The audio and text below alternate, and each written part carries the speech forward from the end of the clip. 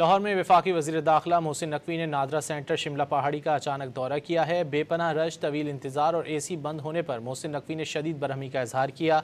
Centre पर सहूलतें बेहतर करने का हुक्म दिया। वज़ीर दाखिला मोहसिन नकवी ने सेंटर में मौजूद शहरियों से शनाख्ती कार्ड्स और दीगर दस्तावेज़ात के अमल के बारे में भी पूछा।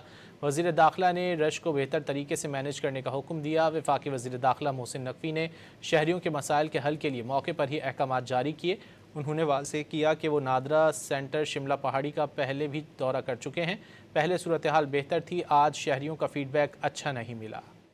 लाहौर में वफाकी वज़ीर दाखिला मोहसिन नकवी ने नादरा सेंटर शिमला पहाड़ी का अचानक दौरा किया है। बेपनाह रश, तवील इंतज़ार और एसी बंद होने पर मोहसिन नकवी ने शदीद बरहमी का इजहार किया।